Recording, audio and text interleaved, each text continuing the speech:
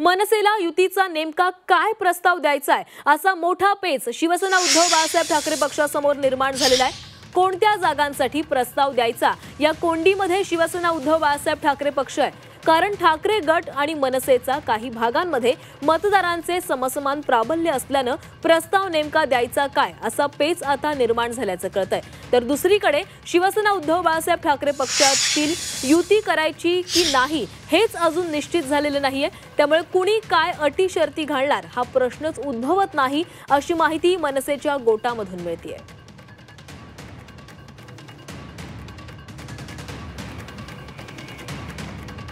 आणि या संदर्भात अधिक बोलूयात आमचे प्रतिनिधी कृष्णात पाटील आपल्यासोबत आहेत। कृष्णा, ठाकरे बंधूंच्या युती संदर्भात चर्चा तर जोरदार सुरू आहेत, मात्र नेमका प्रस्ताव काय द्यायचा यामध्येच दोघांमध्ये संभ्रम निर्माण झाल्याचं कळतंय।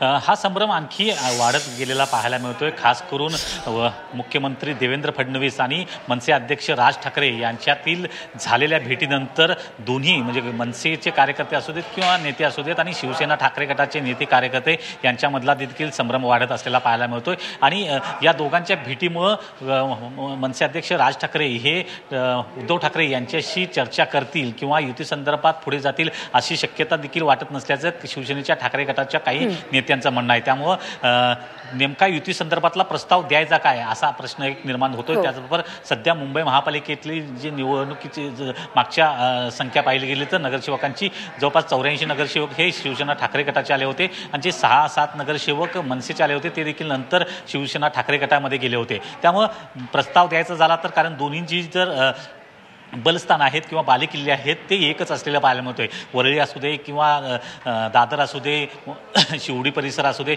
जे मराठी भाषिक भाग ज्या ठिकाणी आहेत त्या परिसरामध्ये दोघांची प्रबल स्थानं असलेली पाहायला मिळतात। आणि याच ठिकाणी कशा प्रकारे जागांचं वाटप करायचं, त्या ठिकाणी प्रस्ताव कसा द्यायचा, कारण त्या ठिकाणी सध्या शिवसेना ठाकरे गटाचे नगरसेवक अधिक आहेत आणि त्या ठिकाणी ठाकरे गटाची सत्ता असलेली पाहायला मिळते, सर्वाधिक जास्त नगरसेवक असलेले पाहायला मिळते। त्यामुळे तिथं जागा कशा प्रकारे वाटप करायचं अशा प्रकारचं एक प्रस्ताव जो आहे तो कशा पद्धतीने द्यायचा या संदर्भातली कोंडी जी आहे ती शिवसेना ठाकरे गटामध्ये निर्माण झालेली पाहायला मिळते।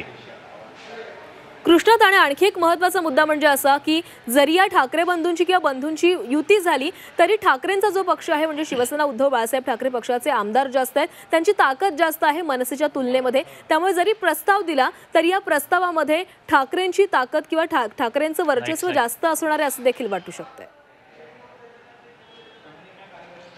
नक्कीच वर्चस्व जास्त असू शकतं, कारण ठाकरेंचे मुंबईतले सर्वात जास्त नगरसेवक हे मागच्या वेळी निवडून आले होते। त्यानंतर आता आमदार देखील सर्वात जास्त हे ठाकरेंचे आहेत। मनसेचा एकही नगरसेवक सध्या नाही आहे, एकही आमदार मुंबईत मनसेचा नाही आहे। त्यामुळे युती जागांचं वाटप करताना कोणत्या आधारावर जागांचं वाटप करायचं हा एक मुख्य प्रश्न आहे। त्यामुळे ताकद आमची जास्त आहे आणि आमच्या सूत्रानुसारच वाटप झालं पाहिजे अशा प्रकारचा एक जो आग्रह आहे तो शिवसेना ठाकरे गटाकडून असणार आहे। आणि त्याच गोष्टीनुसार ते या भूमिका पाहायला मिळत आहेत की कशा प्रकारे या येत्या काळामध्ये जागांचं वाटप व्हायचं, कशा प्रकारे प्रस्ताव द्यायचा यावर चर्चा सुरू असणार आहे।